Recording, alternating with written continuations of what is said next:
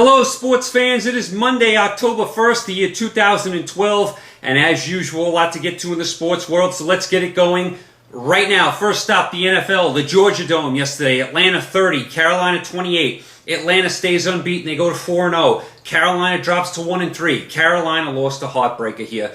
Carolina was much better than they were against the Giants the week before. Carolina was gritty. They were gutty. I like Cam Newton. I like them at Auburn. I think he's a winner. But this is a game that comes down to a good team finds a way to win and a bad team finds a way to lose. And that's what happened here. Carolina is up 28-27. They have the ball with about a minute to go at midfield. They have a 3rd and 1. If they get the first down, the game is over. Cam Newton dives for what appears to be the first down. What happens? He fumbles. The ball goes back a yard. They measure the Carolina's a yard short.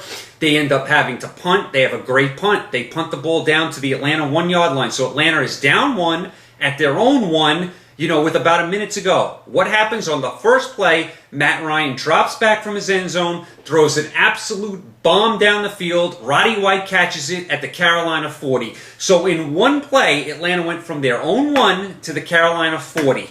Carolina cannot let that happen. That's atrocious defense. That's unprofessional defense. That's how you lose games. And that's what happened here. Once Atlanta's at the Carolina 40, we know the game's over. A couple completions later, Atlanta sets up for the game-winning field goal. They kick the game-winning field goal. Good night, Carolina. And Atlanta escapes with the win. And Carolina, that's just a terrible loss by them and an atrocious job by their secondary, letting Roddy White, who had a field day all day, get behind the defense like that. So terrible job. For the most part, Carolina played a lot better, though. But let's be honest, they don't have a great defense. That's exactly why they lost this game here. Okay, moving on to Orchard Park in Buffalo. New England 52, Buffalo 28. New England goes to 2-2. Buffalo drops to 2-2. At one point in the third quarter, Buffalo's winning 21-7, and I'm sitting there going, is Buffalo going to win this game? Is New England going to go to 1-3? Not so fast. From that point on, New England scored every time they had the ball. Buffalo turned the ball over every time they had it. Buffalo had 6 turnovers. New England had almost 600 yards of offense. I mean, they did whatever they wanted offensively.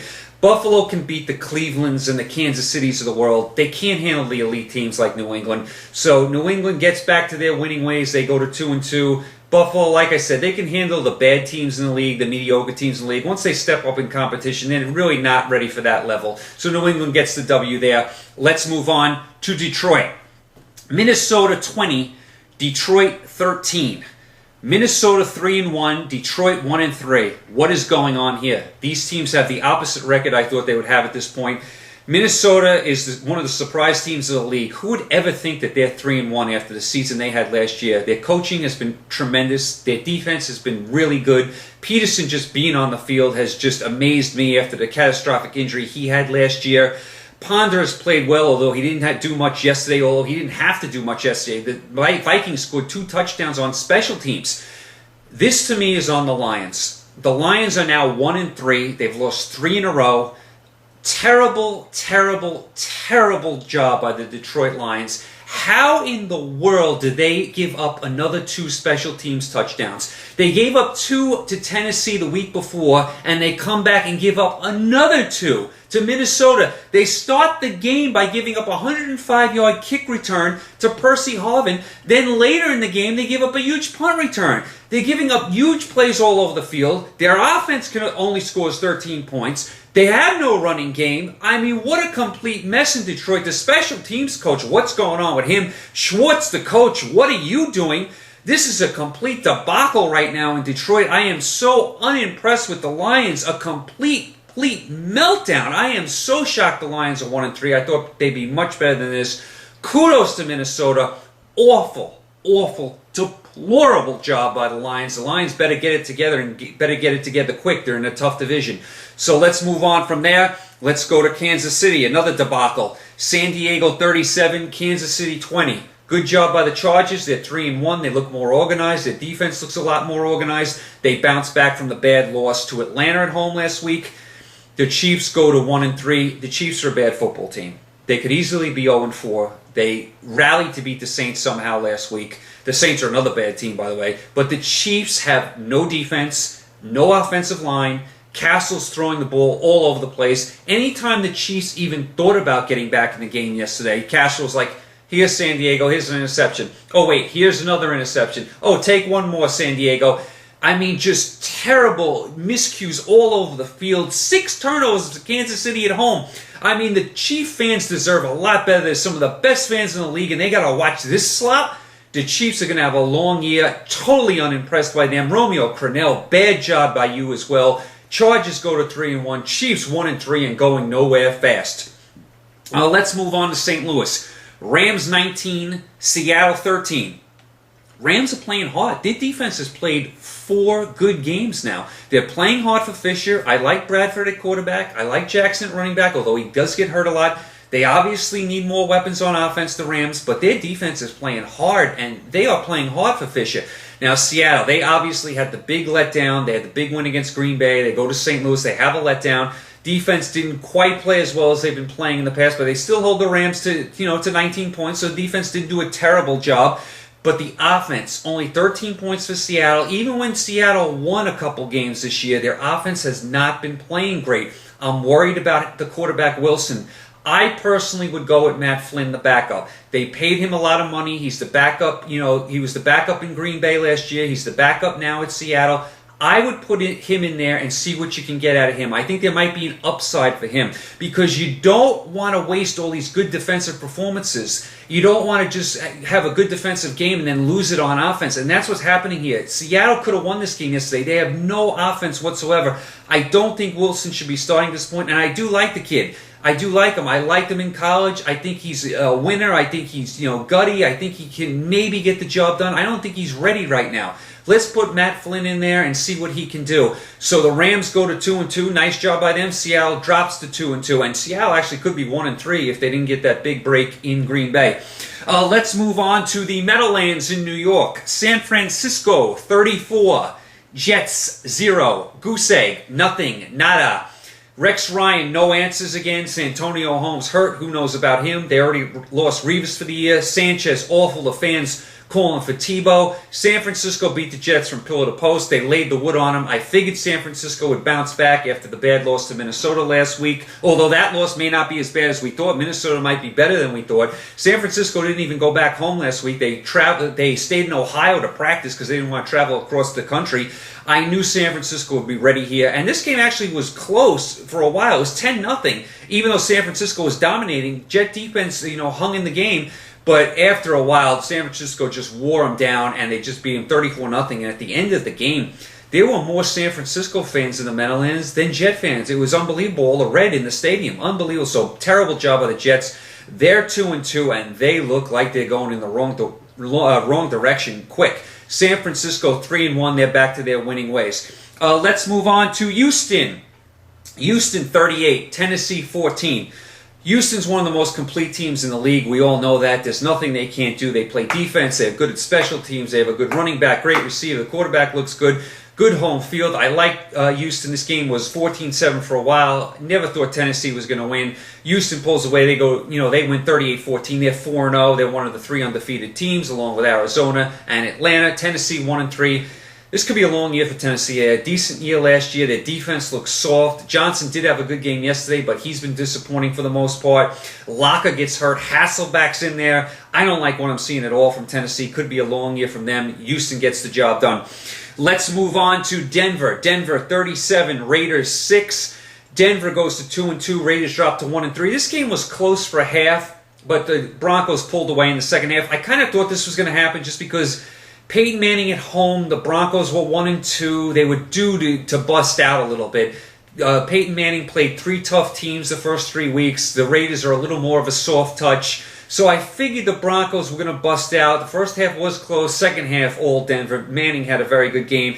Palmer, not much for the Raiders. McFadden, only 34 yards rushing. Not much there. McGahee, he had a good day rushing for Denver. So Denver takes care of business. They are 2-2, and they play at New England next week. Raiders drop to 1-3. They go to a bye week. Let's move on to the desert, Arizona. Arizona and Miami. Arizona stays unbeaten. They beat Miami 24-21 in overtime.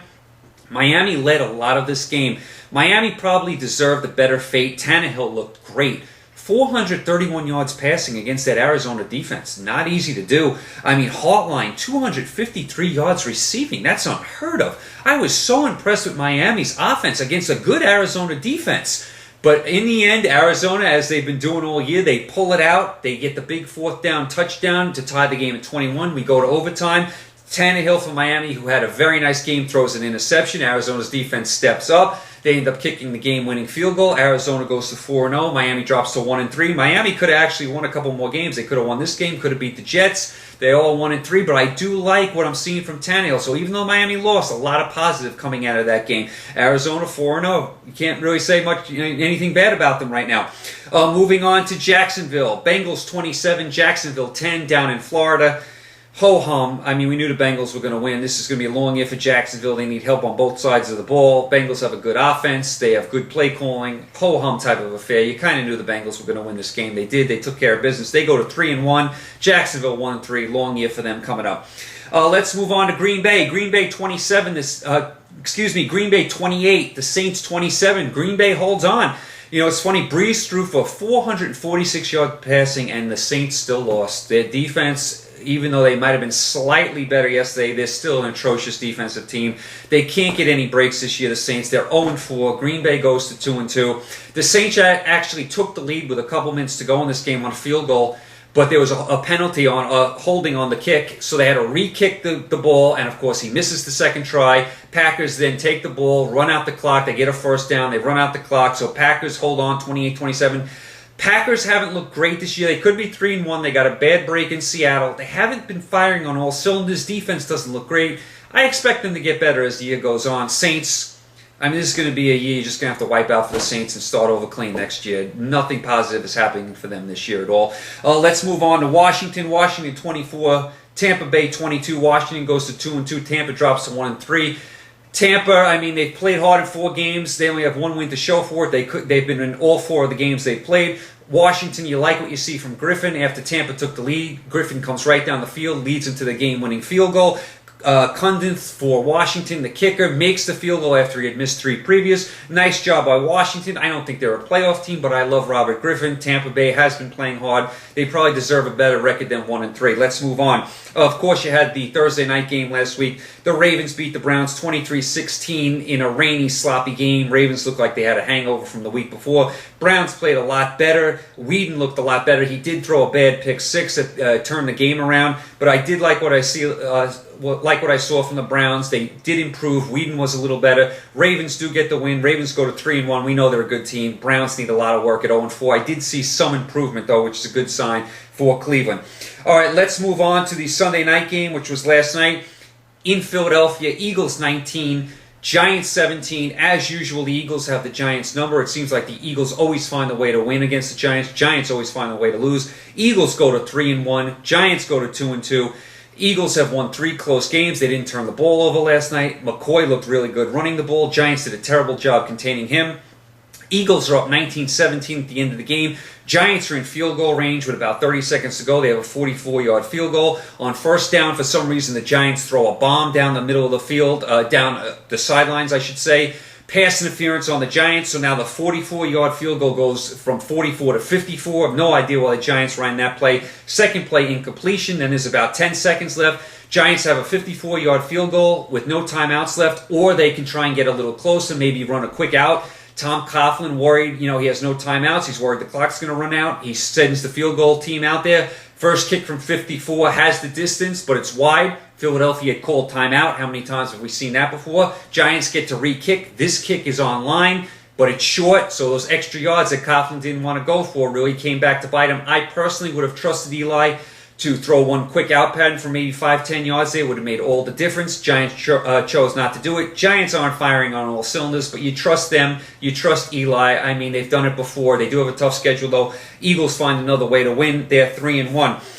Tonight we have Chicago-Dallas. Interesting game. 2 teams that we think, maybe can get to that next level, but always seem to be trapped in mediocrity all the time. So we'll see who can win that game. Interesting game tonight. Keep an eye on all the baseball tonight. all the teams for the playoffs are pretty much set. It's just a matter of the seedings, what order they're going to be in. Yankees, Baltimore tied for the division, of course. The Ryder Cup yesterday, USA totally blows the Ryder Cup. Great job by the Europeans coming back and winning the Ryder Cup. Biggest Ryder Cup comeback in history. Tough one for the USA to swallow. Great job by the Europeans winning there.